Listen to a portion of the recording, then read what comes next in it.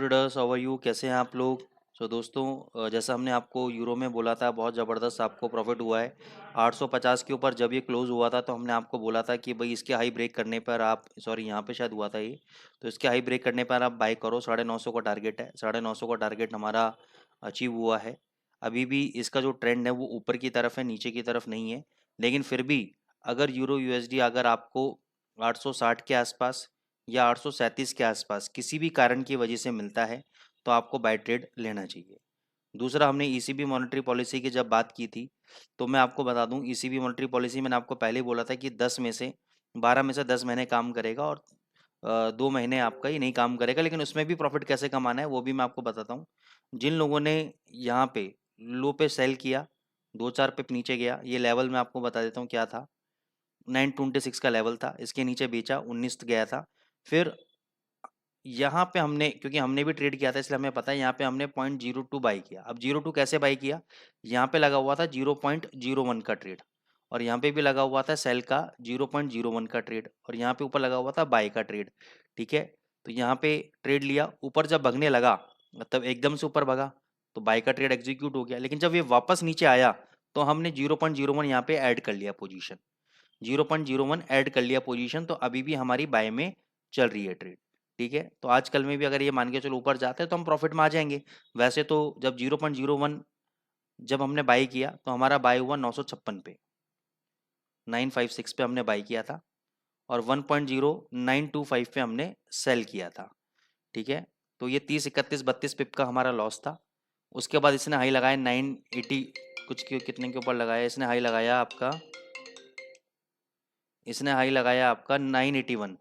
ठीक है ना, तो ऑलमोस्ट हमारा ब्रेक इवन सा पॉइंट आ रहा था, लेकिन हमारा प्रॉफिट नहीं आ रहे थे। तो अभी तक हमारी पोजीशन कवर है। नीचे आने के ऊपर, नीचे आने के आसपास हमने क्या किया, एक लॉट और बाई किया जो अभी भी बाय में चल रहा है। तो जिन्होंने ईसीबी मॉनेटरी पॉलिसी पे ट्रेड किया तो उनके लिए ही मैंने ये अपडेट दिया है।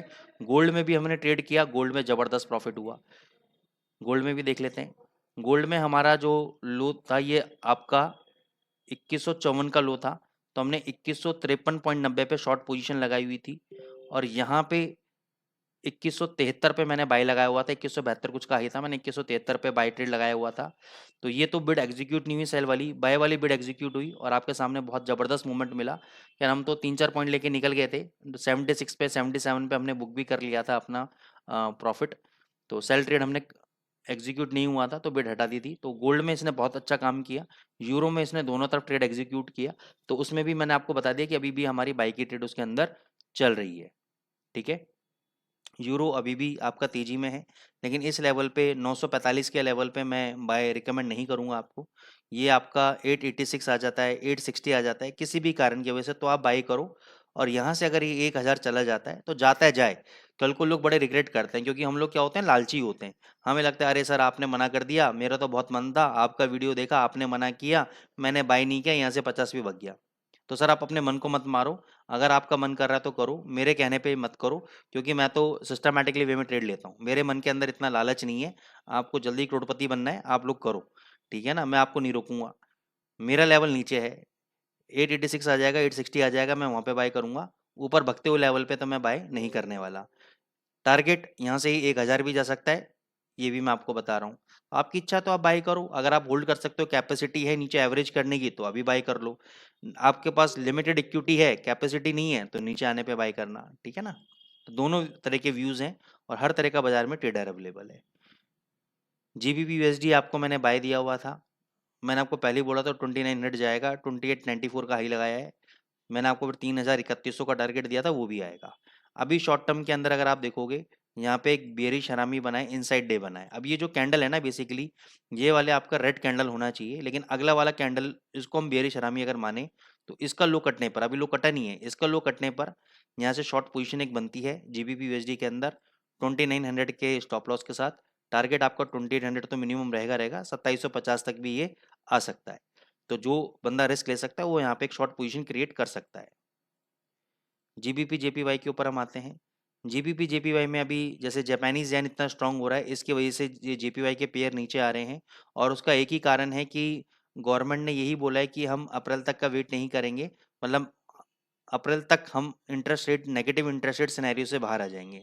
तो जिसके कारण जेपीवाई आपका स्ट्रांग हो रहा है और जीबीपी, यूएसडी, यूरो जेपीवाई के जितने पेयर हैं वो सब वीक होते जा रहे हैं। तो अभी ये वीक ही रहेंगे मेरे हिसाब से। अगर ये आपका 186.50 या $186 तक अगर आ जाता है, 186.23 तक अगर आ जाता है, तो यहाँ पे आप बाई करो उसको। 185 का एसएल डालो आप, और यहाँ से 100 पिप तक के लिए आप प्ले कर सकते हो। अभी बाय करने की जरूरत नहीं है, नीचे 186 के आसपास आप बाय कर सकते हो।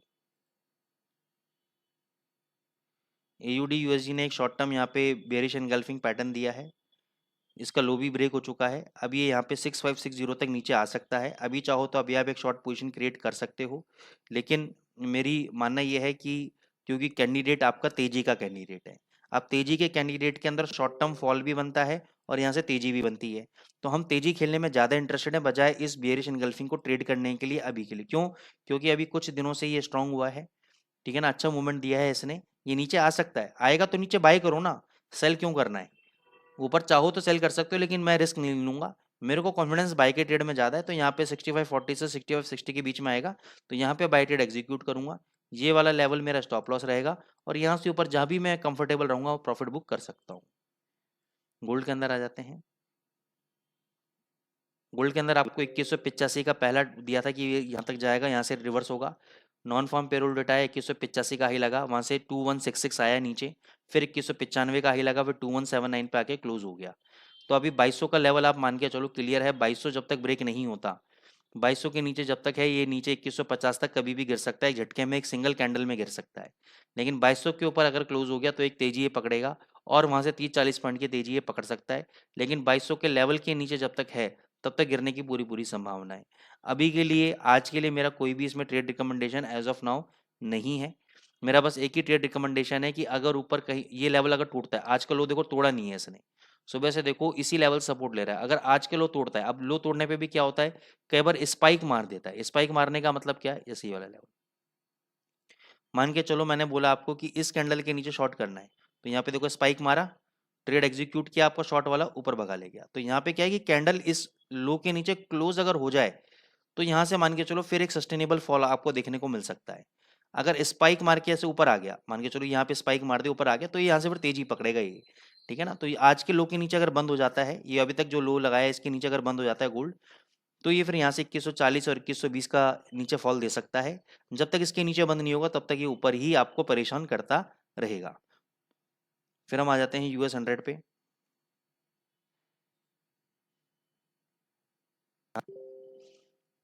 17,964 के आसपास बाइंग कराया था, 17,800 का एसएल दिया था, 18,100 का टारगेट दिया था, टारगेट पूरा हुआ।